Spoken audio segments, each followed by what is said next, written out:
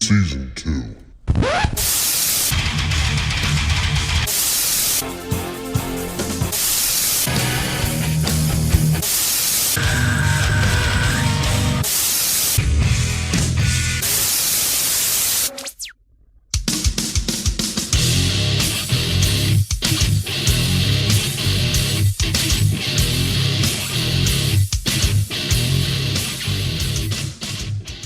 Welcome to Rage Against the Mainstream, your full spectrum source for all things music, insight, and opinion. Today is June 29th, 2020. My name is Bill, and I'm joined here today with Connor and Steve. Yo. In person. In person. For the first time. Back in the saddle again. Well, I can't really say Just the like first Steven time. Tyler said. This is like the second time. I mean, we're not going to hide things from you guys. We did record an episode before, but it wasn't able to be put out. Technical difficulties. Yeah, we felt it wasn't suitable for the airwaves. I got a little loose with my mic distance. Yeah. It was, it wasn't a good first one to come back. Yeah. It wasn't the best one to come back to in person for all of you guys. But I guess since the last time we had all been together, has anyone encountered anything new or interesting?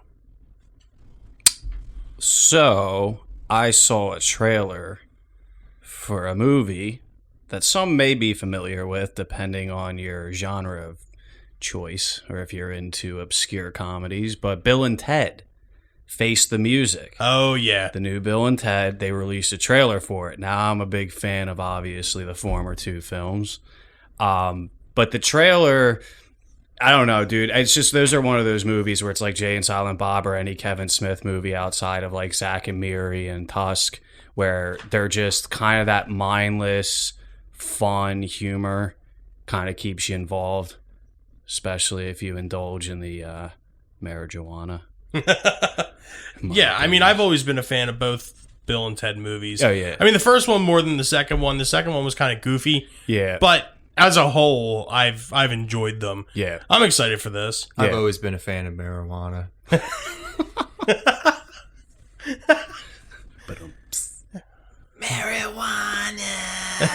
What about Bill and Ted, though? Have you ever been a fan of them? I like the first movie. The second movie I'm not crazy about. I like the character of Death in the second movie. That's really what the drive, because he's Yeah. in the trailer for the new one, and that was like the cool driving factor to Exactly. actually even find the second one. Is even Dave remotely Grohl appealing. in the new movie?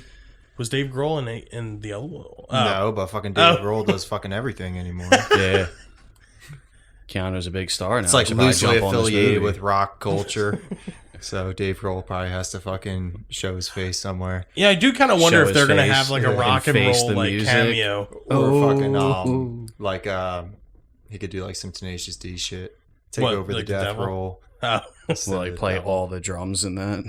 I need to get the Tenacious D movie. I have the album. The Big Oh, Destiny. dude, I Quality fucking love that movie. It is good. Fucking great. Yeah, there's another movie you can put in that same genre Oh, yeah. category. That's like, I put Tenacious D in like the same like column as like Half Baked and shit like that. Yeah, It's like the same type of movie. but the soundtrack, dude, is fucking. It's like a Oh mix my God. between Half Baked and Weird Al Yankovic. You could say that. yeah, it's Definitely. like And it is. maybe some like AC/DC. Yeah, it's like a mix between like that Weird Al movie UHF Yeah, and Half Baked. Yeah. facts. That's funny. Since the last time we had all been together, I saw the movie West of Memphis. The West Memphis three teenagers were accused of murdering 3 young boys in West Memphis, Arkansas, I believe it is. And the reason I got into this case was because friend of the podcast, Henry Rollins, Oh, yeah.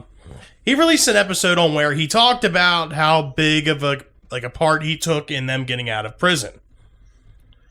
I watched the movie. Henry Rollins was on there for like 5 seconds, where he talked about all of the people that sang on the album. I forget what it was called. It was like I forget what it was, but it was like something. It was like songs for the West Memphis 3 or some shit. There was like a title for it, but it was like the underneath was like songs to the West Memphis 3, and he's like Chuck D, check. Tom Araya from Slayer, check. Iggy Pop, check. And it's like, you only, like, he didn't even, like, name, like, the A-list guys that were involved with that. Like, at the time, like, Corey Taylor from Slipknot was on there, and he was probably the most well-known one out of the whole batch at that point in time. Never was Corey Taylor more well known than Eddie Vedder. No. I'm talking about on that album that he did. Eddie Vedder wasn't on that. What do you No. say? Iggy Pop's probably way more known than Corey Taylor and the, As well. Well, no. Yeah, I mean, like, as far least as, here, like, the definitely. general population. True. Like the normal people. Yeah. That would be, like... Like the generic mainstream. Exactly. fan The normal base, people that would be obviously. watching that documentary. Yeah. They go, who the fuck is Iggy Pop? Yeah. Slayer? Like, if you went, like, oh, Corey Taylor from Slipknot. They go, oh, okay, the guy with the mask. But it turns out Eddie Vedder and Peter Jackson were, like, the fucking major dudes in this whole thing. And Henry Rollins wasn't shit. Now, let me ask you a question. Also, friends of the podcast, Michael Emanuel, well known as Michael Graves, he did an album, obviously paying tribute to Damien Eccles, and particularly with the album Illusions. Yeah. Was he mentioned in this movie by chance? No, he was not. Serves him right for not getting back to us. That's a shame. Yeah, I really. mean, they were able to tell this... Mr. fucking Hollywood up there in North Jersey. They were able to tell this 8 years in the past that he was going to tell us no. So, like, fuck you. Yeah.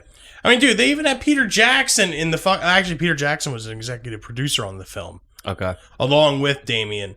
I mean, it was like 2.5 hours, but if you don't know much about the... Actually, no, even if you do know enough about the case, like, to realize, like, how wrong it was for them to be convicted. And they kind of, like, the whole, like, state and shit knew that they fucked up. So they made them do an Alfred plea where it's like, listen, we know you're innocent, but we can't say that you're innocent, and neither can you. So you have to say you're guilty until we prove you innocent. And because you did that, we can't give you any retributions for being in jail for 17 years. Well, it's like what's his face from fucking Netflix, Making a murderer. Making a Murderer. Once they keep you in jail too long, it gets too expensive to admit they made a mistake. Exactly. Yeah, Like, 'cause the dude, you think about lawsuits are literally big enough for those cases to bankrupt whole municipalities. Bro, imagine 3 kids that went to jail in their teens, so 17, 18 years old. They came out and they're almost 40. Like, imagine how much money they would have to pay out. It'd be Of course. multi-million-dollar settlements for each person. It's fucking wild. Yeah. And, you know, if you're a fan of true crime or even, you know, about this case, this is definitely something to check out. Now, you said you watched a movie. Yeah. It was just a one series like movie, just a straight movie. Yeah, it's just a straight 'Cause I'm movie. pretty sure I thought there was Paradise Lost. That's the one. That's what started this whole thing. Okay. Paradise Lost came out in like 96 or Yes. 97 or something. Yeah. And it grew this whole like cult That's what I thing was thinking. within like the A-list celebrities. Did you and watch shit. this on Netflix? Watched it on the Water Twig on Water Lodi. Twig. Okay. Yeah. Well, Because I true- tried to true watch treatment. Paradise Lost, but I don't think anybody had any good useful links to watch that, so I had to watch the next On the best Water thing. Twig. On the Water Twig. Yeah. Fair enough. On Lodi. Yes. But yeah, check it out. I mean, you can buy it on Prime or rent it on Prime, but Nah, I like Lodi. He's a yeah, good guy. Lodi. Yeah. Brody, Lodi. He's got a lot of It's all good the stuff same. over there, yeah. What about you, Connor? I had the recently released split single or EP by the Melvins and Mudhoney, White Nice. Lazy Boy. Yes. Other friends of the podcast. Let me ask you something. This, because obviously I can't find it. How does one go You can't about you can't get it. obtaining this You can't get it. valuable record? YouTube, buddy. Listen That's where you heard it? Yeah.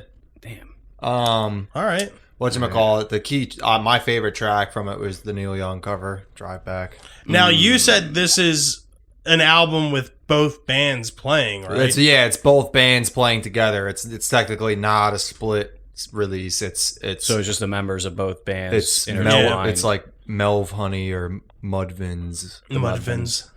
I like the Mudvins. Yeah. Yeah. That's funny. But yeah, it's good to be back. Indeed. Very good. Definitely is. in black. Just in time for our season to end soon. Oh, yes. Yeah. We got to change up that intro a little bit, too. Yeah, imagine we come back for season 3 and it's like, season 2. this day in music history. On this day in music history, June 29th, 2020. But back in 1974, Neil Peart replaced John Rutsey as the drummer for Rush. Rutsey played on the band's first album, but Peart plays on the next 18, joining Geddy Lee and Alex Lifeson in one of the most venerable and productive partnerships in rock history. You know, Rush is one of those bands where, I mean, obviously besides this fucking guy, they've held like the original lineup from their start to their finish. Like ZZ Top. Yeah, There's pretty very much. few bands that just remain that constant for that long. Exactly. I was gonna say John Rutsey got a fucking more raw deal than fucking Pete Best or Chad Channing. Like at least people have heard of him. I had no idea there was a fucking pre-Neil Peart drummer in Rush. Yeah, that is true, dude. The first Rush album's actually pretty good too. It's not like their old. It's not like their like their normal music. It's like blues rock, like Yeah. the song "Working Man." Like it's cool. It's good music. Sense, yeah. I think that's so funny that you put it out there that way because someone was like, "Yo, I like John Rutsey." I'll be like, Who the fuck is that? But if you said Chad Channing, I'd be like, "Yeah, okay, Nirvana." I get that. That's crazy, dude. I had no idea that there was even a drummer before Neil. Yeah, Unbelievable. Poor John. Wherever you Two are out today. of three people running a music podcast focused largely on 70s, 80s, and 90s rock had no idea about this motherfucker. The vote is in that Chad Channing is more influential to music than John Rutsey. Oh, by far. It's unbelievable. He played on like 80% of Bleach. Well done, Chad. And don't forget those cymbal splashes in Polly. This is true. oh shit. You got his ass on Nevermind somehow. The simple splashes on Polly are more important than John Rutsey's entire Oh, career. yeah. And I think he only Yeah, hit that's him 4 crazy. times. That's funny. Flashing forward here to 10 more years, 1984, after a failed attempt shooting a studio video for the phenomenal track Dancing in the Dark by the beloved Bruce Springsteen, does it live at his concert in St. Paul, Minnesota.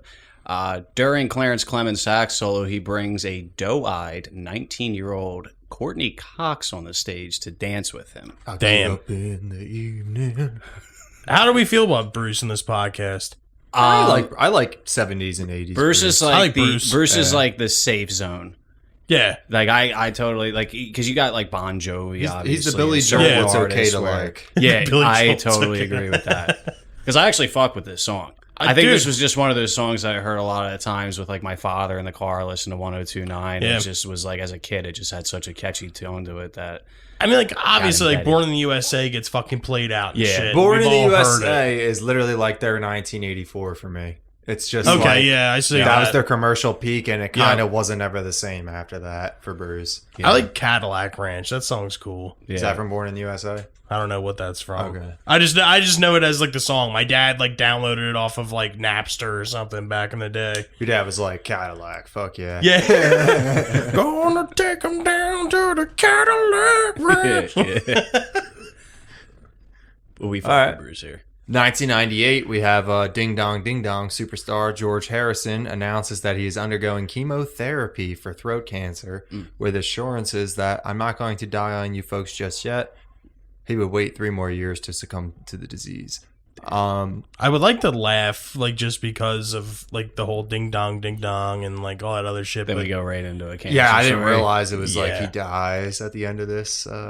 however, Well, we did anyway. laugh about him getting stabbed. This is like one of those moments. That's Hold on. basically how he died. He got cancer supposedly because of complications from that incident. oh, really? Yeah, that like That's fucking fucked crazy. up I didn't his know immune that. system or something. Yeah, This goes Wow. to show you that we don't review our notes here prior to actually recording. This is totally off the cusp because as we were reading the sentence, we realized what the story was about before busting his balls about Ding Dong Ding Dong. Rage Against the Mainstream, raw and uncut, We're real for you guys. unrated. In 1999, Slipknot released their self-titled debut album rather. Metal Hammer magazine calls it the best debut of the last 25 years. I would have to disagree because Van Halen 1 came out in 1978. That would put this at 1974. I'm pretty sure there's a few good albums that had come out debut albums between 1974 and 1999 that So smashed the shit out of Slipknot. it's also saying because it's coming from Metal Hammer. So yeah, you could put Van Halen in the mix. Metallica? obviously. Yeah, Kill 'em 25 all. years. Yeah, Yeah, come kill 'em on. all. Slayer, Yeah, any of the big four. Even Yeah. Pearl Jam. yeah. Yeah. I was just gonna say 10. Yeah. Yeah, well, all right, actually, hold on. Let's do Metal Hammer. Okay, It's like so Guns N' metal Roses. music. Let's think of metal bands or bands that derive from metal. Mhm. All the big four. Metallica. I even Bonded by Blood Yeah, by all Exodus. the big four, yeah. Exodus, all that whole new wave of American heavy metal. Testament's first Yeah. album. Testament, fucking Possessed, Death, Oh yeah, fucking yeah. That's crazy everybody. because guess what? That's a Flotsam bold and Jetsam. statement. I don't That's a bold even- statement. Like, I'm not even a huge Slipknot fan, but I will give Iowa credit. Like, I think Iowa is a decent enough album. yeah, where I can Iowa's see, awesome. Like, because I put them in the same realm where it was like System, Korn, like all those bands that were trying to create that energy of new metal. I guess you could say. What do you guys Yeah. like better, Slipknot or System? System. Okay. I like both. I mean, I think System. I've had more because- listen time with Slipknot. Yeah, and that's the thing. I think it's because of the range for System. They have more of that alternative vibe than just the traditional metal sense. Like the self-title and Toxicity are fucking. Slipknot turned me off with like the masks and shit when I was younger because it seemed Yeah. like gimmicky. You know what Yeah. I mean? For me, it's all about like the guitar playing. Like I think Jim Root and Mick Thompson fucking Yeah, beat I the don't mind piss out of Slipknot. Darium and Melania. Yeah. more. I I agree like with Slipknot now. Yeah, I mean, like, dude, like this first album they put out and the second one, so Slipknot and then Iowa, dude, they're both extremely good albums. And at the at the point in time where they came out, they were pretty fucking groundbreaking. Scream Bloody Gore was more groundbreaking in my opinion. Oh yeah, I'm not going to. I think that's Do you guys consider Vulgar Display of Power to be Pantera's debut or no? no, Power metal. no. well, Well, Cowboys. Cowboys, that's what I probably, meant, yeah, Cowboys. Yeah, Cowboys. What I sorry. would say put them on the map. Would you say shit, Cowboys was their debut? No, because Power power metal, but there was even Metal Magic before that, and something else I want to say. But Cowboys, something in it's- the jungle, right? yeah. Even Bleach is kind of metally. Yeah. And I'd Chad obviously Channing. take that over Chad fucking Channing. Slipknot. Chad Channing. I mean that's originally how you sold me on Bleach. You're like, yo, you'll like this. This is metal. Well, it's like, but we mentioned too It's when you close. talk about like It's Cowboys, like from Hell, Motorhead or something. yeah. like most people, even with Slayer, they'll be like Rain and Blood, but they forget that Hell Awaits and Show No Mercy were prior to that, especially if you're first getting into them. God hates us all, dude. That's like, I don't know. I don't know where I put. That's like a black. Undisputed That's like the Black Attitude. Album era of. Slayer. Yeah, it's all too much. I'm disputing your attitude right now. That's a good album though. But yeah, as far as it goes, I think that came out before 1999 too. those first two Slipknot albums are pretty good, but I wouldn't say Slipknot The is best album. It might be able to 25 slip Best into the debut. top 40 of like best debut. 1974 to 1990 debut albums. Yeah. From metal. I mean, even, Like you said, even dude, with man, Pantera, all- like, yeah, it's all of them. Yeah. like even if you don't consider power metal, because I don't know, I think like Pantera is split up into two eras: pre Cowboys from Hell, then post Cowboys from Hell, Yeah. because it's almost the same. But with the addition of Phil Anselmo, it was just an entirely different band. You Yeah. know what I mean? So, like, for them to say that Slipknot is better than Cowboys from Hell is a pretty fucking bold statement. Yeah. And also, too, I mean, just again, it's 1999. I mean, to say that for 25 years you're going back so far. But, dude, even so, just because of that genre alone, I'll go on a limb. And I don't even like this band, but Korn's debut album, yeah. I mean, that, Yep. That's the only thing I have by Korn. yeah, And it's good. yeah. Like, I would that's an get Freak undeniable, Unleashed, too, like, I or, have, Follow Leader. yeah. Yeah. Even got Devil Life- Without a Cause. Life Good is, rock. Life is peachy. Take a look in the mirror. Twisted Trance. But yeah, dude, that's a very bold statement by Metal Hammer. Yeah. We're all in agreement that it's okay. Yeah. 2000. The casket holding Leonard Skinner lead singer Ronnie Van Zant is stolen from its mausoleum in Jacksonville, Florida, but left after vandals are unable to open it. The ashes of Steve Gaines, the band's guitarist who died in the same plane crash that killed Van Zant, are spilled from his urn, which is also stolen. How fucked up of an individual do you have to be? Yeah. almost as fucked up as some motherfuckers who worked at the Blight's funeral home in 1994 Oh yes. in Seattle. Yeah. We're not going to get into that. Though. Yeah. Fucking anyway, flash forward to 2007. Apple's new device, a little known trinket called the iPhone, is released, integrating music into a phone for the first time. Um, I didn't LG have an chocolate. iPhone. I didn't have an iPhone until I was probably just like gonna say 2012, 2013. I had that. The LG The chocolate. I had the first one that came out. I remember the black one with like the red light up, where it kind of looked like an iPod Didn't from you the have front. a chocolate? No, I had a couple different ones, but I didn't have the chocolate. I wasn't. Did you have a Sidekick? No, I did have a smartphone, but I didn't have a Sidekick. I had a normal flip phone. Then I had, what did I have? I had the indestructible phone for a while. Yeah, I had like Razors and Razor knockoffs from Yeah. like 2000. Speaking of that, did you see the new one that came out? 2012. Yeah, Did you see the new Razor that came out? Yeah. That's It's a like smartphone. Yeah, it's a flip. it's flat cool. screen. You can still get their OG Razors off Yeah. eBay for like $50. Yeah, I held out for quite some time. My first smartphone was the 5C. Honestly, I feel like that's where Damn. I'm going Yeah. after this. What, to a Razor? I'm dropping back. Bro, it's gonna be so Chilling. hard to like text and shit. I don't even think you can group chat. Bro, yeah, I won't be able to, you can't count me out of that shit. But fucking texting's easier. I can be like, you listeners didn't get that, but I was like not looking at my He was- phone. yeah. while I Connor's was using typing. T9 word. Yeah, Yeah. I was T9ing it up. And He's got the QWERTY keyboard. You heard? Well, honestly, dude, since the last update on the iPhones, I do swipe to text. Yeah, Like I don't even have to look at the phone anymore. I'm just I like, know it's there, and I still don't use it. I just like, I was using that shit back in like 2011 on my fucking Android. yeah, Apple's a little behind the curve with They're certain things. way I don't know behind if you the saw curve. the update for the iOS 14 with like the widgets. You know how they had them on like all Samsung devices, where you can make like the real big pictures of your clock and like. Oh stuff. yeah. The iPhone's doing that now. Jesus It's coming Christ. soon, yeah. Yeah, but here's the thing though. I feel like Apple does this shit late because they refine it and make it better. Yeah, they kind of are using Like- we talked It's about like what you were saying about the fucking BMWs. I was just Exactly. gonna say that. Yeah. Like, I don't know. I feel like Apple as a company are like, all right, fucking Samsung's got this shit out, swipe the text. Let's analyze it, make it better. And then once we do all the R&D for it, then we put it out. Like, dude, there's a reason why we have fucking 100 million updates a year on our phones. Yeah. So, speaking of all of this kind of brings us into the main topic. To Yes. start off this idea, going back in time of things that we found enjoyable, such as older phones and things of that nature, also tying into something new and interesting. It was mentioned several times in the weeks leading up to this release of Lamb of God releasing a new album, Yes. dropping songs nearly every fucking time we decided to record an episode, giving me more and more to talk about and slowly becoming more and more disappointed. Now, here's the thing. Half the album got released Half before the album got released, and then all the tracks that were released in between, there was probably one hidden gem in the ones that I hadn't heard already. Now, here's the thing.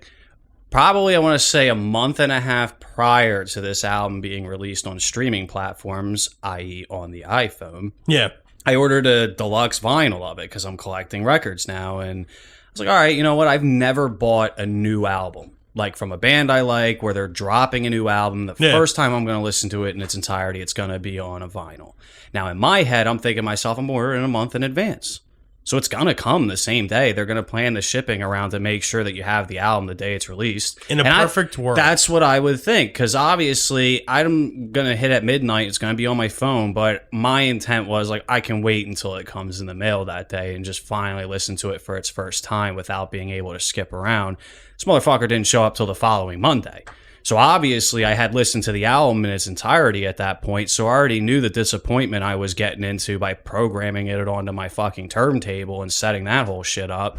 And honestly, with like especially newer music, the whole cliche of buying a vinyl for the purpose and intent of getting that like quality, I guess you could say, out of like an older record, that was like all gone.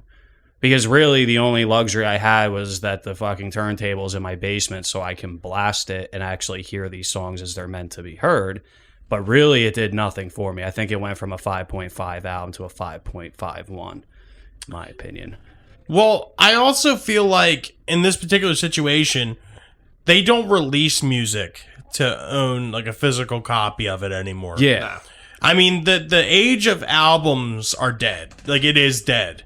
Yeah, you literally like if fucking Foo Fighters, maybe Foo Fighters, that's a bad example. Their shit might be in Walmart. If they did a new album, the CD would probably be in Didn't he Walmart. have an exclusivity deal with Target for greatest hits? Probably. Pretty sure, yeah. Or Best Buy or something? Yeah. But like, I'm trying to think of a band that, like, if the Pixies put out a new album, Yeah. you wouldn't find that CD in any stores anymore. Well, basically, No, you'd have to buy it online. so all three of us are animate about actually collecting and owning a physical copy.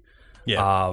I recently got back into purposely buying vinyls because I had a CD thing for a period of time, and then that went out the window for other things, I guess you could say. Had to get money for certain Other things. extracurricular extracurricular activities. activities. Not music related. Yeah. I'm still chugging along with the CDs. 800. Yeah, that's what I want to strong. ask. Because, like, Bill, you're collecting vinyls now. Yes. Connor obviously has been on the CD and now cassette. I've been on for cassettes. a Been on long cassettes. I've time. been on That's what all I'm this shit, saying. dog. But You've been away for a while. yeah, but Yeah, obviously in my eyes, it's just saying that there's a reason why you're buying them.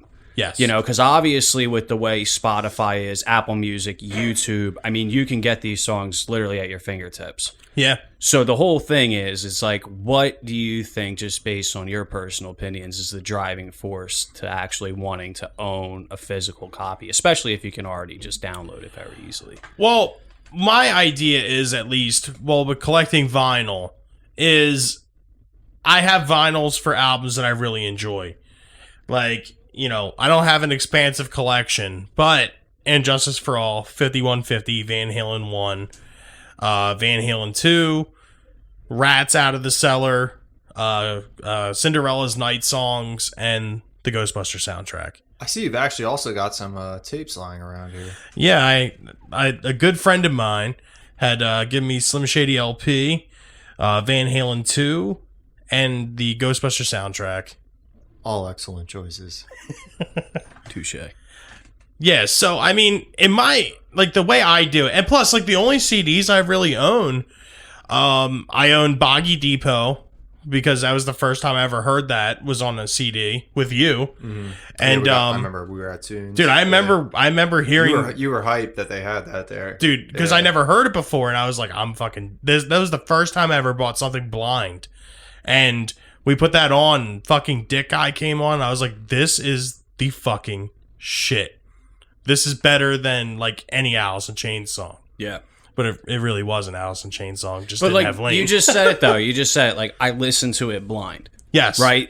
Like to me, that's what I really miss from the idea. Because like when you bought an album, you just stuck Yeah. it in there, and let's dying say, for it. yeah. And if you Yeah. weren't looking at the track listing, and some albums even so don't even put it on the back sometimes. So you're literally Yeah. just listening and hearing a song and hearing a song. And then when you hear something, because you're not like, oh, I heard this song title before, I'm going to put this one specifically on. Yeah. Like on a CD or especially an album, you just got to let it play, and then you'll hear something and be like, yo, what was that? And you got to Exactly. go back. That to me made it more exciting. Well, I think in the land of singles that we currently live in, it makes it easier to determine whether or not you think an album is good or not by only hearing a couple songs at a time. I mean, like, granted, like everyone has always put out singles, but now you're in a point in time to where you're not really getting full albums anymore. You're getting fucking EPs, like at best. With filler. Exactly. Yup. So, like I said, if it's an artist that I know is going to be good, or it, you know, like Jerry Cantrell is a different circumstance because I love Alice in Chains, so I was like, Jerry's solo album's got to be good, Yeah. and I was right. But like I said, like as far as like collecting CDs and records and shit, it's stuff that I know that I'll listen to a million times, like Boggy Depot and Self-Titled by Alice in Chains. Yeah. And the only reason I own that is because it's the special, it's the fucking limited pressing with the green case. It's the only reason I own Purple, I that. thought, right? It's purple and green. Ah, okay, yeah. Purple's the rare. Yeah. And I picked that bitch up cheap too. That was at Jupiter, I think, for like $5. I was like, swipe. Yeah. Yeah, I'm still mad I didn't get the purple cassette tape that they had at Jupiter when it was there. Yeah. Well, because that was the $3. thing. If you would have bought that, I would have given you my copy so you had the set. That would have been tight. Damn. I don't have any. Oh, no, I think I have Jar of Flies on cassette. I've seen Jar of Flies at your house. It's a good one to own. Yeah, and like you said, it's Rotten Apple's probably my favorite Alice in Chains song. Really? Out of all of them? It's a really good fucking song. That's probably my favorite intro song to any of their albums. That fucking... Yeah. yeah. So like, good. Like... Some fire. Well, you have to remember, too, that was Mike Inez's first album with Alice in Chains. He was from Ozzy, right? Yeah. Yeah. At that point in time, when he was on Jar of Flies, he had just gotten done No More Tears with Ozzy. Yeah. Oh yeah. So, like, he Jerry comes knew off what this he was fucking... doing. Dude, Jerry was like, Well, for those that can't see, Connor pulled Mike Inez over. yeah. But yeah, I mean, you have to think, Mike Inez came off of a fucking multi-platinum album at that point in time. Like, that album reinvigorated Ozzy's career. And I probably think... his biggest solo album. I think it was. Yeah. Well, you have to think of the hits that were on that. No More In Tears, the Mama 80s, Coming he Home. was kind of starting from scratch again. Yeah. And he was building, and then he reached his apex probably with No More Tears. Exactly. Yeah. If I could find that bitch on vinyl, I'll buy it. What, No Rest for the Wicked? No Rest for the Wicked and No More Tears. Oh, yeah. I mean, Diary of a Madman would be cool. Didn't Actually, they have that at fucking actually, Princeton any the of other day? them. Didn't we see No Rest They had for the Ordinary Wicked? Man. Ordinary Man. That's all they had. any of them up until No More Tears, if I could find them, I'd buy them. You wouldn't buy Ordinary Man on vinyl? No. What about- All right, hold what about- on. What about Osmosis? I would buy Osmosis on vinyl. But, like, my thing is, too, like, with these albums that I own on vinyl, they're albums that originally had come out on vinyl. So, like, they're made and optimized for that type of listening. You know what I mean? Yeah. What, the burp? Yeah. It's all right it slipped right in there. It's all right there. Kept rolling. But, yeah, I mean, like I said, the albums that I own are albums that were made to be listened to on vinyl when they first came out. Yeah. So, in my opinion, that's, like, the ultimate way to listen to these albums. You wouldn't want, like, Black Gives Way to Blue on vinyl? No, because you have to think, like, that album It's was gonna sound recorded... better. It would sound better, but it's not like you have to think like in like a production style, like the way they would produce an album and mix and master it. Like they're mixing it to sound that good, like on vinyl. Yeah. Like with, you know, Black is Way to Blue or something like post vinyl, they have to like make it sound to where it's going to sound better on vinyl. You know, like if that even makes sense. Me and you the other day went up to the store and got a bunch of shit. Fucking, I rebought In Utero on CD. Yeah. That was one of the things I got. Saw it for $2. Nice. Mint condition copy. That's cool. I was $2. like, fuck it. My copies tore the fuck up. I want to have this still. Yeah. And I got home and I was like, all right, I don't want to listen to this. I want to keep it. Like, I don't want to fuck with it. And so I popped in my 2013 anniversary In Utero and I was listening to it. I was like, this fucking sucks. Like, it's terrible. Like the mixing decisions they made when they did that anniversary edition of Nevermind, Bleach, Nevermind, and In Utero. Wasn't there multiple like remixes on that album or something? Well, yeah, In Utero there was already a mix controversy since the day it came out. Yeah. Because of the Albini versus the record label business. And the original CD release of it was basically a compromise between the two parties. Heart-Shaped Box and All Apologies got remixed. Everything else was the Albini mix. I think you've showed me the Albini mixes of like Heart-Shaped Box and shit. I like like way them. better. I was going to say, aren't those... Penny Royalty was better remixed, though. Yeah. I'll say that. Penny Royal, Yeah. even Kurt Cobain said that. He was like, Penny Royalty was the one that really made us remix because that song didn't get recorded right. But, I mean, that was probably just as much the band's fault as Steve Albini. It was probably just not the best performance. Like, they'd had that song kicking around since 1990. Yeah. So, really, there was no excuse for that song to be the one that they couldn't get right for the recording. But anyway, like for me, like buying the albums of the shit I like is like I want to find the version of it that I know I'm gonna like, because I know like if it's like redone or it's like Remastered. the early one that wasn't remastered right yet or whatever the situation is, I want the one that I know I like. Yeah. Now, what like what's our and general? you never get that shit on YouTube. It's always like the most compressed, like, Oh, yeah. garbage ass mix of it available. Now, what do we feel like is the like? Do we have a general consensus on what we feel like is the best medium to listen to music? It depends. whether it on be- the yeah. release, I'd Yeah. say. Yeah. It would have Like- to depend per. Nirvana, I probably prefer on, like, Nirvana is my favorite band, and I probably prefer Nirvana on cassette. Okay. Nirvana is my favorite way to listen to Nirvana is on cassette. Rap, it's definitely CDs. Yeah. Because the bass is like clear with the CD, and old school stuff vinyl. I was just gonna say, because you mentioned it too, like when you buy certain albums, the intent is obviously to hear it how it was supposed to be made. Exactly. So I think that's really what I base a lot of the things on, because I buy vinyl mostly for the specific, purpose that I'm actually physically owning it, because I'm Yeah. like a big thing for album covers. Like there's something about owning a physical copy, seeing the album cover as it was originally intended, the track listings, the artwork, everything that was supposed to come with the album. Yeah. Also, because you're able to sit there and listen to it without getting fucking song ADD and just say, you know what, I'm Fuck halfway it. through this song, I'm going to play this one. All right, I'm done with that one. Let me switch to this fucking band. Let me go. And it gets you all over the place. Exactly. But again, I think, like Connor was specifically saying with the idea based around genre, my thing is mostly based around year. I think vinyl for me is really good up until like the 90s. Okay. The Lamb of God album I bought because same way you said with like Jerry Cantrell, like you just liked the band, so you gave it a shot because you knew it was probably not going to let you down. My case was a little different. I feel like I spent $25, waited the extra 3 days for mediocrity, essentially. But I should have known, because Lamb of God hasn't put out a pure discography, so I should have known better. But Yeah, but one would have thought. yeah, Speaking of which, did you see Chris Adler's doing another band now?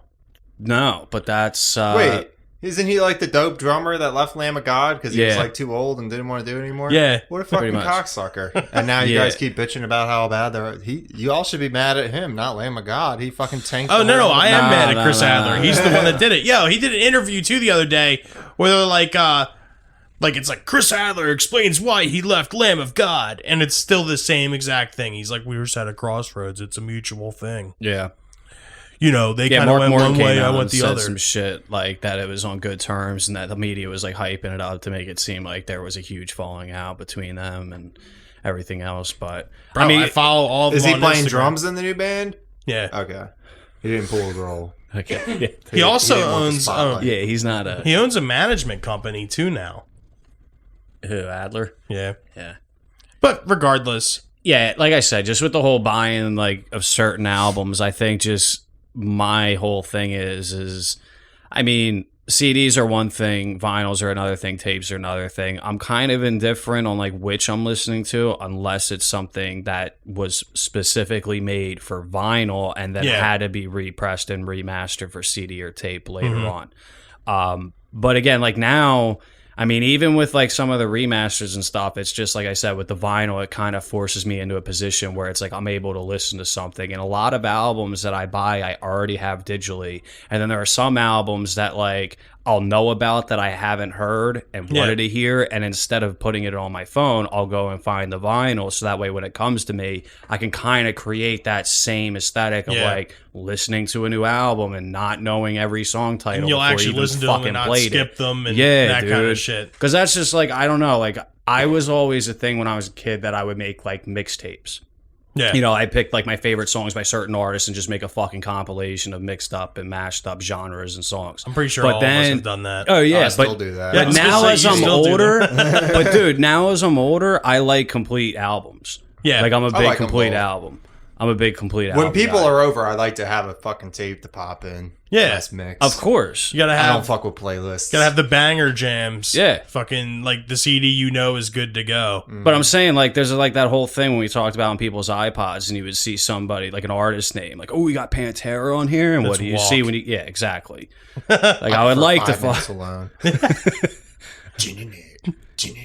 Yeah, I haven't Watch heard out, that riff in a that while, might give us dude. copyright.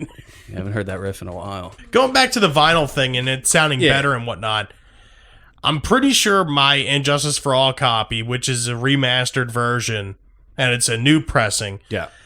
I'm pretty sure there's bass on it. Yeah, you they go. did that with a lot of them. Yeah. Yeah, they And upped the bass a little bit. the other thing too is I do feel like we're not seeing more vinyl that we could because of the availability of the pressing. Yeah. The reason why Metallica is all fucking gung ho and shit is because they own their own record pressing Still plant. able to make money off that regardless. Like, bro, like after the show, we'll grab one of my records. On it, it says pressed by the Metallica Press. Wow. It says, and then and vinyl for all. Cocksuckers. And another Smart. thing with, Very smart. with that in mind, because we also mentioned with like newer albums, like Yeah. they get put on and they don't really go through the right process of making it like vinyl friendly. Hmm. So just to admit, I don't own a copy of Fear Inoculum on vinyl. Shocking news. They right? didn't do that on vinyl. They you didn't said, right? because this is the thing that I found impressive. Tool actually, all the vinyls that they have released actually go back in the studio and do like an authenticated version to make sure the album they're putting on vinyl is like So it's gonna purposely come later. intended for vinyl. Yeah. Oh, and like a shit. lot of people have made bootlegs of it already and I've heard sounds of it and it's good. But like, again, Tool is one of those like perfectionist bands where Yeah. they're not going to just put out like a plastered version of their CD that's just in vinyl format. exactly. So like that I find interesting as well. And I think a lot of like 90s albums that got re-put on vinyl that weren't intended like that, I'm sure there's that similar process. But if you like, for instance, Lamb of God, I guarantee you if I just blasted a Bose speaker with the CD playing and then blasted a fucking vinyl of it, I don't think there would be that many noticeable differences to be able No. to say which one came from which format. like, however, if I were to put my Van Halen 1 vinyl Yeah. versus a CD, or you my hear it. iPhone, 100% be able You to hear it. know. yeah. Yeah. Like honestly, like to listen to that album on vinyl, it's like it's another experience. You like hear parts of the songs that like you Bro. never heard before. Dude, when you listen to that on vinyl, you can actually hear the Michael Anthony like high ass harmonies. Yeah. Like you can hear them like they're fucking there. Yeah. Like it's wild. And I feel like this shit should be more accessible to different to more people. Like honestly, like you were just saying, to hear the different things. Like there's people that can go through their whole life and like not ever hear that. Yeah. And that's a shame. Call me crazy. I rebought the first Nirvana CD I ever got today, the Nirvana Greatest Hits that Yeah. had You Know You're Right on it for the first time, and I was listening to it in the car on the way home, and About a Girl, Sliver, and Smells Like Teen Spirit stuck out immediately. I was like, this is the mix that I first fucking got hit with Yeah, the Nirvana. more you Yeah. listen to something like in that repetition where it's like a song that you know front to back and could just sing with your, like in your dreams and just know it. Yeah. Like I still swear It's- that the remastering, whatever they did to mess with the knobs for that Greatest Hits is like the best sounding that any Yeah. of those songs on that album Yeah. ever sounded. Who remixed it? Do you know? I think Adam Casper, the dude who Okay. actually did You Know You're Right. Okay. He's like a Seattle dude. Well, that's probably why. You Know You're Right sounds awesome. Like in my Yeah. opinion, I think that's like the best produced Nirvana song. yeah, it is a sad thing to think about what that album could have sounded like. Yeah. Yeah, if they would have done another album With that production. it would have been like Nevermind mixed with In Utero. Yeah. More acoustic too. Would have been just like Yeah. probably their best album. It would have been crazy. Maybe they would Yeah. have found a splash from Chad Channing to add on there somewhere too. I suspect Dave Grohl probably would have had a song too. Yeah. Song think? or two. Yeah, I Well, think, yeah, Marigold. I think if they did another Dude. album, they would have went like the Super Unknown route. Yo, where and they I didn't just even think fucking put about it all too out with and they like didn't Pat trim it down Smear to added in 12. the mix too. Oh yeah, he was a full member. That would have been fucking awesome. It would I have. definitely bought that shit on vinyl. Yeah. Damn. So I guess to kind of wrap this up, do we have? I mean, do you think that like it's like one of those things where you have like a definitive answer? I would say, at do the you end, think it's or, like- worth it at the end of the day with the availability and the convenience of streaming? Do you still find it worth it to purchase the album? 100% Yeah. for me. So Yeah. I Even completely shit. agree. I just don't like listening to stuff. Yeah. Super compressed. That's what I was going to say because Yeah. when we went out, I bought 16 albums, and other than one of them, Damn, I you have got all of 16. them. I bought 16. I got like 30 CDs for like a sixth of the price. That Yeah, you I got spent. 16. It wasn't. I spent it was 55. Yo, that bucks, they shit. spent over That shit 300. wasn't a pretty sight, and I almost thought about cutting one album out just to kind of like lighten the load, even by a minuscule, dude. But like, out of those 16 albums I bought, dude, like other than one of them, I have all of them on my phone. And like I said, You'll have all 16 on your phone after you give the vinyl a listen. Trust me. I can't confirm or deny this information just yet. So we're not gonna expose this.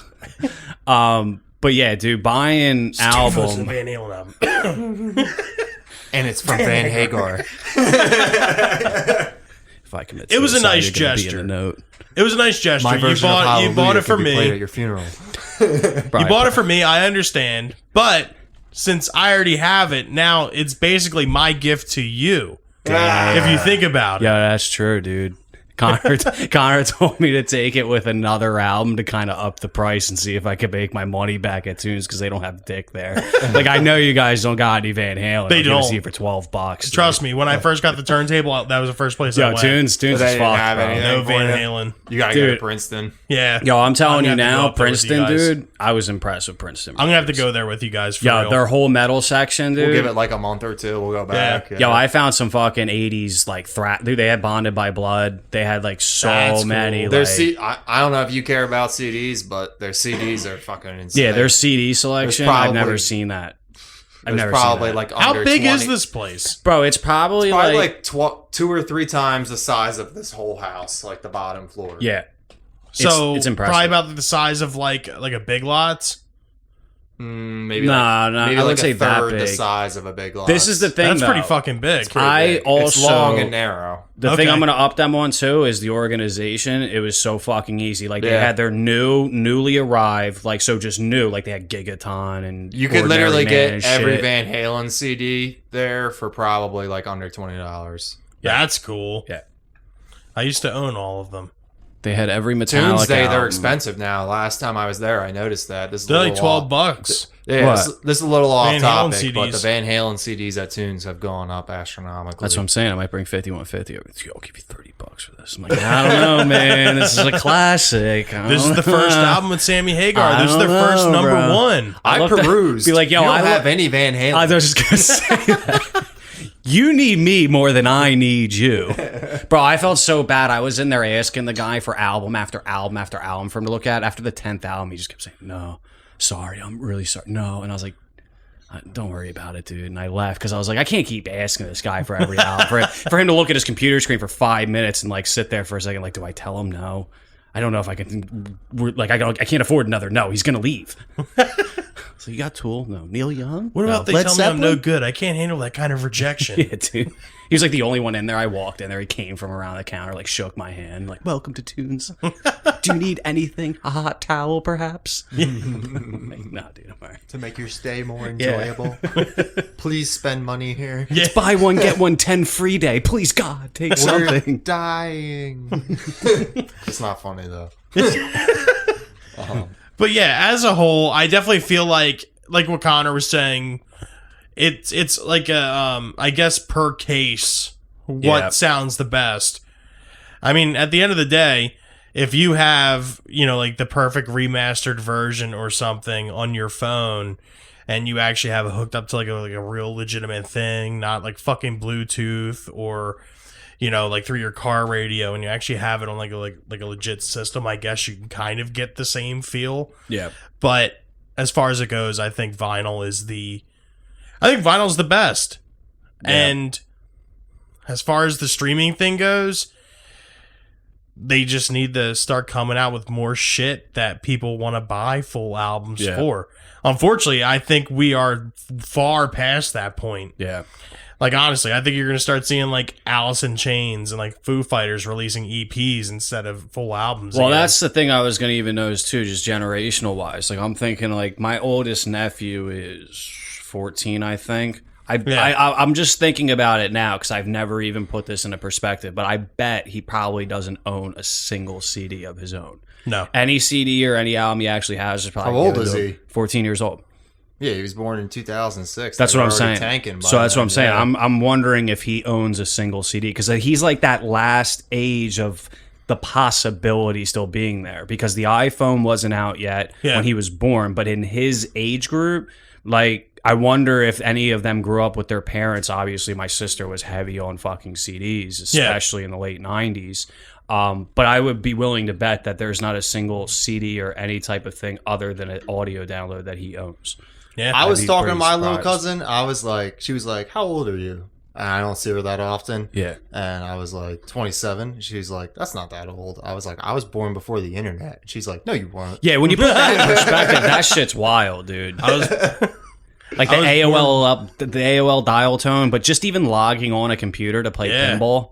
Technically, I wasn't Solitaire born and before the internet. I think Minesweeper. the internet's from like 1990 or 89 or something, but it was like super before fucking, it was a it wasn't household widespread. item. It wasn't widespread, yeah. If you had a computer in 1993, you were just typing on it. It was like a typewriter. Yeah. But you could delete. Yeah. It's so crazy, like, to think about, like, you know, like 1992 and 3, like, what hadn't been invented yet or had been around yet. 1990. 1990. You were born in 1990? 91. Yeah. Oh, that's, yeah. yeah. So You came before a 91. couple months after Nevermind. Yeah. Like, think I about just it. missed the release party, dude. Like, it's crazy, the generational gap, too. Like, you think about it. Like, we grew up in a time where, like, MP3s weren't a thing I know. until we were, Bro, like, when at least LimeWire 10. hit the fucking web, like, I was like, Shit. yo, God shit is free damn, now. dude. I don't have to wait for Yo, my fucking I birthday or remember, Christmas I remember anymore. downloading movies, bro, and like starting to download before I left for school and making sure that the computer wouldn't get turned off and putting a sticky note on there for my father to be like, yo, don't turn this shit off. And I would come home from My shit's school downloading. and yo, that shit would be buffering from like fucking 9 a.m. So it was just sitting there paused the entire time, and I had to like resume download. And then the next morning I get up and finally it's done. And then Just to be a porno or something. I'm like 10. I'm like, I can't do this. I did get a couple But I'm whole gonna albums save it. off LimeWire. Like Dude. in the hell yeah. in the pre-torrent days. Hell yeah. Yeah. Bro, I didn't get on torrents till I was probably 15 years old. I was still fucking with FrostWire after LimeWire died. Frostwire, LimeWire. Dude, I remember, it was funny. I remember when my dad, like, first found out what Napster was. Like, my grandfather came in and, like, my dad's like, "Dad, look at this. You could do anything." And my fucking grandfather was like, "All right, Billy, we'll go and, there's this song called Cement Mixer Putty Putty. Like, look this up." Dude, I swear to God, it's on my phone. I'll show you after the show. My dad's like, "Okay, fine, no problem." My dad clicks on it, and like 2 hours later, the fucking song's done. dude. And like, my dad's like, "Dad, come in here." And then, holy shit. You never met my grandfather, Connor. Nah, met him. yeah. Like, just like that, like, interaction was just so fucking So funny. blown away by such like, Like, he what was like- today. Now, dude, if a fucking I haven't heard this song in like 40 years. yeah, if a Google homepage doesn't load in like 5 seconds, people lose Yeah. their fucking mind. Yeah. Which is crazy because that was like the idea of getting like Rickrolled back in the day. Is like you spend that 3 hours downloading one goddamn song, and sometimes it's not even the right song. But dude, you think about it, a lot of people made their careers that way. Hell Like, yeah. you think of who was it? Chingy Oh, made yeah. his career by doing that. Yep. 50 Cent was doing that shit too. Mm-hmm. I think T.I. may have done that shit too. But yeah, that's that No, whole- Soldier Boy, he was the big one. Oh yeah, crank Soldier Boy would that. Crank that. yeah, he would like put his shit on as like a 50 Cent song, and then like you get it, and he'd be like, "Soldier Boy." I just remember funny. going through LimeWire and always seeing Nirvana, Half the Man I Used to Be. Yeah, I remember for the longest time I thought that was Nirvana. I remember Vince Safirni was like, "That's my favorite Nirvana song." Oh my I god. was like, I'm not even going to say it. I actually remember. I remember telling you that too. I'm like, "That's my favorite Nirvana song," and you're like, "That's not a Nirvana song." I'm like, "Yes, it is. I'm telling Man, I you, used to- it's how I got it on LimeWire." Yeah, that's great. He also thought fucking Blister in the Sun was by Jane's Addiction. Not me. No, not you. VC. VC. I thought Skeletons of Society was a Metallica song for quite a bit. It was the first Slayer song I ever heard. That's funny. I was like, God damn. Fucking. So you listen to this Metallica song to somebody who was like, well, what do I mean? Like, they're like, bro, we're not fucking friends anymore. Oh man, that's funny. All right, so I guess let's get into our personal suggestions for this week. Real quick, actually, fuck physical releases. I'm about to hit LimeWire hard when I get home. No. I mean, I don't even think you could use like Pirate Bay or anything like it's all that shut anymore, down. right? It's all, yeah. I don't know. I use Spotify. I've become an adult Facts. where I pay for things to stream my music. Unfortunately, I also have become an adult and using other people's services to stream my music. I'm in a weird gray area where I'm not actually giving the record industry any money because I buy all my shit secondhand, but I do buy my shit. But yeah, personal suggestions. my personal suggestion for this week is to check out the Def Leppard classic album Hysteria. The song in question is Rocket. Okay, that's not the one with Pour Some Sugar on Me, right? Hysteria is, yeah. Okay. That this was, What was the one before that? Pyromania. Pyromania. That one had, That's like the blue and black one and yellow and shit. Yeah, where it's got like a building with like a sniper like eye scope on it. Yeah, That had yeah, like yeah. Photograph on Photograph, it, and yeah. I think Armageddon it. Yep. No. No, Armageddon, it was on Hysteria. Hysteria. Yeah. God First damn it. album? Why do I fucking know this? Fuck you, VH1. Dude, that's crazy, dude. Pop up video. Well, they had the goddamn Def Leppard movie on there all the fucking time. Oh, yeah, I've seen Hysteria, it the like Def 10 Leppard fucking movie. times. Dude, honestly, Def Leppard is one of those bands to where like people hate them. They were like the original Nickelback, I would guess. I wouldn't argue with that. But there's no denying the fact of how good like they are as musicians and as songwriters. Like Give you the listen drummer to props. yeah. Like even like actually, you know what? I'm changing my suggestion. It's not Rocket. Rocket's my High and favorite Dry? song. No, Rocket's my favorite song on Pour some motherfucking Hysteria. sugar Change the on me. song. Gods of War. Gods of War is my Pour some pick. sugar on me is all right. I can live with pour some You know, sugar on I me. watched the classic albums of Hysteria a couple weeks ago, and that song wasn't even meant for the album at all. Robert Mutt Lang. Yeah, fucking The Mutt. Joe Elliott played it. It was like an acoustic song. He's like, "Da-da, da-da, da-da," and Mutt Lang's like, "What the fuck is that? That sounds like a hit." It's a little ditty called Pour Some Sugar on Me. Yeah, and he's like, "How about you pour your fucking ass in that studio and let's make this motherfucking song?" And then it was the fucking biggest hit of the '80s. I'm a high and dry kind of What was guy. the guitarist name that died? Steve Clark. Yeah. Yeah. Dude, and like that's the thing too. You check out Gods of War. He was a good Hit, guitarist. that guitar part in that song is fucking insane. It's such a good song. They would have probably stayed big in the 90s if he didn't die. I agree. Yeah. I think they would have put out another good album. Because there just was no hard rock bands from the 80s that were able to carry over. No, None. Not even Van fucking the Halen? almighty GNR. no, Like, not even AC/DC. I don't think anyone would have guessed in 1987, 88, or 89 that Guns N' Roses weren't going to be huge Yeah, I'm trying all to think throughout of the that, yeah. 90s. And the Guns N' Roses were pretty much like completely petered out by like 93. Yeah, none of those bands really. They only carried really over. had what, like a 5-year run? Yeah, I 6-year mean, run? well, Use Your Illusions came out in 91. late 91, yeah, and they were, rocking that shit for 92. Did you forget about Chinese Democracy? Oh, dude, Instant classic. I remember the day Connor bought it. We I went bought to that fucking bitch at Best Buy brand new for $1.99. The Oblivion blimp. The The whole Oblivion fucking bin. bin was Chinese democracies. Yeah, yeah, it's literally They were just that's like, the truth. please get these the fuck out That's of our awesome. store. And I remember we put it on in the car and listened to it, and I didn't even think we made it to like the second track. And it was just Yeah. like done. Nope. Yeah, I'm This sure is I still fucking have that junk. laying around. See, that was the somewhere, time before but streaming, right? Yeah, So that you shit's had probably like $20 now. that was the only way you were going to hear it. Couldn't even get through the first 2 tracks. yeah. Didn't have the luxury to skip down and at least listen to the intro of every other song real quick.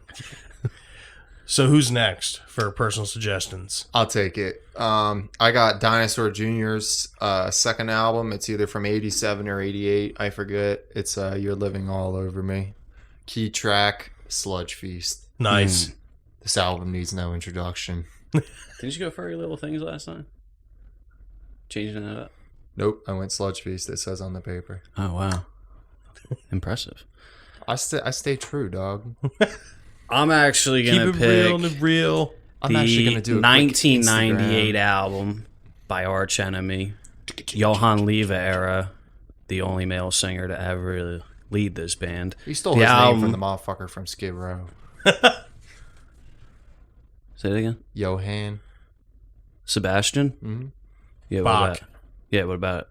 He stole his name. I didn't hear what he said because I was I trying said to he talk. stole his motherfucking name from the motherfucker from Skid Row. Okay. Stigmata is the album, 1998, released by Arch Enemy. The track is Dark of the Sun. Nice. Our group suggestion for this Next week. time, try not to talk over me while I'm trying to get through reading what I'm actually picking. Since I Maybe allowed maybe you to don't speak so mumble. thorough. And, I'm mumbling we won't now have this because problem. obviously this is supposed to be the part that's probably not going to make it in the show because I just had a moment where I was trying to say something and you decided to talk over me. I decided to chime in. There's a difference. There was a chime in. Our group suggestion for this week is to check out the 2014 movie Whiplash, starring Miles Teller and J.K. Simmons. Oh, yeah. Fucking Jay Jonah. Yeah, and he's a fucking total badass in this movie.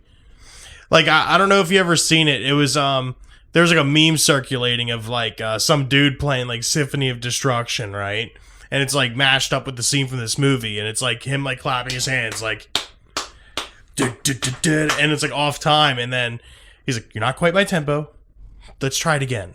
And the guy goes again, and then he goes like 2 more times, and he just grabs a chair and throws it at him. Who does J.K. Simmons play? He plays the Teacher. conductor of the band. Okay. Yeah, and Miles Teller's the drummer that somehow got into this elite jazz band and was berated until he became good. All right, well, that about wraps it up for this week. This is another episode of Rage Against the Mainstream podcast in the books. If you have any questions, comments, submissions, Concerns. go fuck yourself.